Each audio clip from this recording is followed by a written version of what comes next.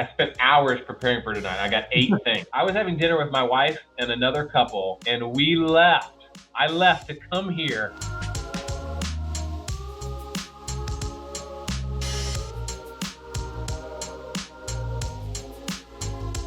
Usually in this stage, we've got a little bit of people like who kind of span the experience spectrum, but usually I find this is 50 to 70% people who are pre-first deal or they've done a deal.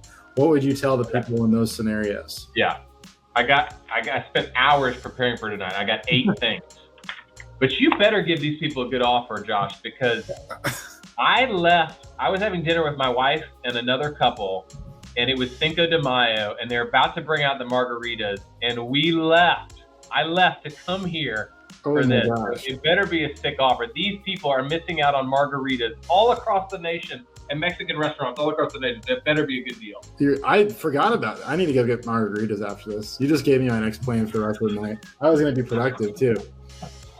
Yes, you do owe me a margarita, at least. I appreciate that. All right, I'm going to give you guys 8 things for that I think would help you. Number 1, a couple of these are more emotional encouragements, but I would just say, number 1, every expert was once a beginner, just like myself. So be patient with yourself. Don't beat yourself up too early, especially when you're going through that valley of 5 months of no income. Second thing, trust the process and just prepare yourself mentally that you might not get your first deal for the first 3 months, 4 months, 5 months. The first deal might come on month 6.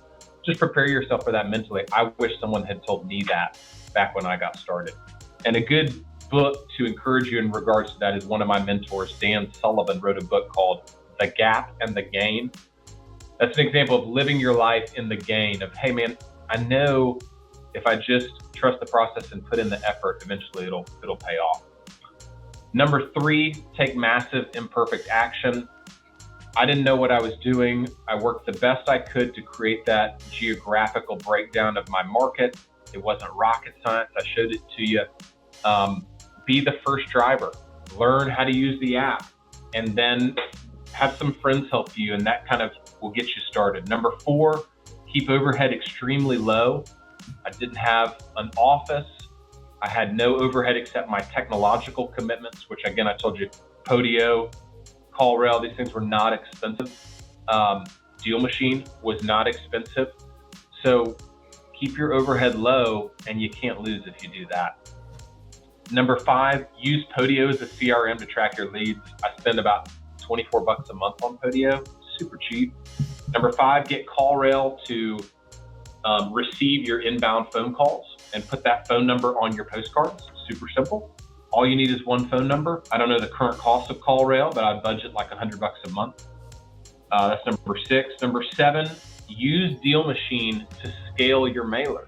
So after you've done your first, second, third, fourth deal, go back to Deal Machine, upgrade your membership from wherever you started up into the elite when it makes sense financially based on your postcard volume. Deal Machine will scale with you. They scaled with me. And that's probably, if I had to say, the one thing I love looking back on my relationship with Deal Machine, the one thing I love most is that they've scaled with me. And they've given me the metrics too, so I know how many postcards I'm sending. I love going into Deal Machine, clicking on the calendar. I can pick any date range I want and know exactly how many postcards I've sent if it was a date in the past, or how many I'm projected to send if it's a date range in the future. And I can do that in 30 seconds or less. So use Deal Machine to scale. And then number 8, implement profit first from day 1. And then I'm give you a bonus on number 9, partner with established wholesalers. I wish I had done this when I started, but I did a deal with a guy, now he works for me. He brought his uncle's neighbor needed to sell. He was an agent. He could have listed the property, but it needed a fairly decent amount of cosmetic work. And the seller needed to literally buy a lot and a mobile home the same day he was closing. He was never going to be able to make it work. So we bought that property. We made $11,000 on it. We bought it for, $88, sold it for $99. And we split that fee, $11,000, with that gentleman. He's a licensed agent, so we could pay him. It was perfectly legal.